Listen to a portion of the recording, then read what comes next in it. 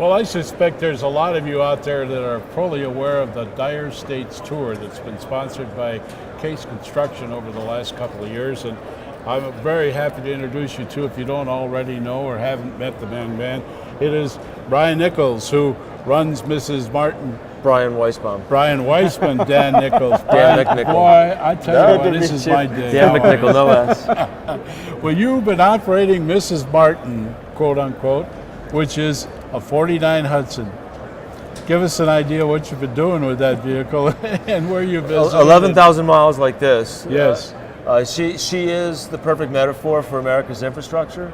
She's gorgeous, she's strong, but she's rusty, she's tired, and energy defunct. So we're using this basically as a metaphor to say, folks, we got to get going. We have to improve our infrastructure. So what's going forward, Brian? Tell me a little bit about why Case involvement and what got Case involved. Sure, absolutely. We had a chance to listen to Dan speak a few times over the past several years, and we heard his passion for infrastructure, and we heard about the tour, and we realized the value infrastructure plays not only in job growth in the economy, but also the construction industry as a whole. So we wanted to be a part of it, and when we heard about this tour, we said, we'd like to come along with you.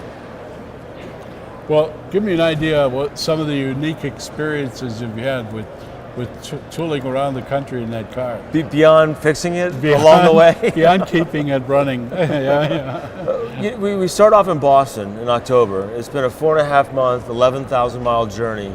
And on the way to Seattle, went through the great Midwest, the heartland of America, saw the energy boom that is North Dakota, and when we land up in Seattle, where the largest milling machine in the world is digging this remarkable tunnel. And I think people got word of the tour and became excited about it for us and with us, and they invited us into almost every possible project you could imagine. What's been the reaction that you've gotten across the country? Are people saying, yeah, I want to get on board, how do I do it, or what? What do you think, What Brian? would you say? So I think everybody wants to, it's not an everyday conversation just yet. I think people know that infrastructure needs to get repaired, but they don't exactly know who they talk to or how they take action to make any impact on infrastructure. So what we've done is we've told them that there are more channels than just writing your congressman. There are local solutions available at the state level. We focused across the country. We've met with different organizations who are gathering contractors and representatives of communities to say, even if it's not an Oakland Bay bridge or a Big Bertha project in Seattle, every little bridge, every small dam matters, and it's up to the local communities to resolve their infrastructure issues as well as the federal government. Well, I hate to use the term rust bucket, but you brought Mrs. Martin to the show here. It's at the Case exhibit in the North Hall. If you're fortunate enough to be at the show this year, wonderful. If not, we'll be showing it to you as we go along, and I'm sure that we'll be offering you links to other such websites that have contained Dan Nichols' work on this tour. But I wanted to talk a bit about an event that is going to occur Thursday right here at the Convention Center, part of ConExpo, and that is a panel discussion that Case is sponsoring, and you'll be part of it, I understand. That's right. And give us an idea, Brian, of some of the heavy hitters you're bringing into this. Absolutely. So in addition to Dan, we have our Vice President of Construction, Jim Hasler, who will represent the construction industry.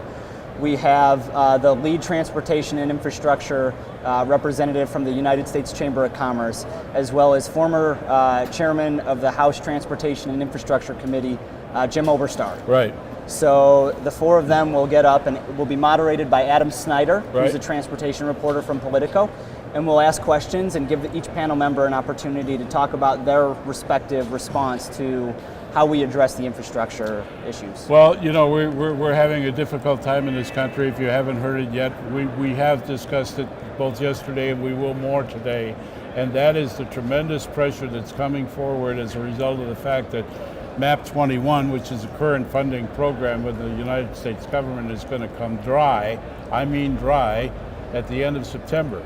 So we have to, between now and then, really, really support any effort we can to get our congressional delegations to say, yeah, we do need more money. There are so many formats out there that are being talked about, whether it's raising gas tax, raising vehicle miles tax, this, that, or different funding, tax reform. But the net result is the bottom line, something has to be done because we're really hurting. Absolutely. Very, very good point.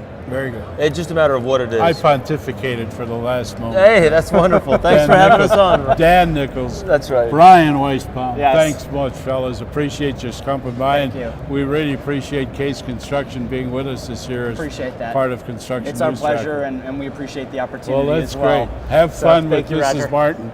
Take your toolkit and your tire repair kit with you. Oh, I have a spare Hudson in the trunk. It's probably, the trunk is humongous, isn't it? Yeah, it is. Yeah, it is. Absolutely.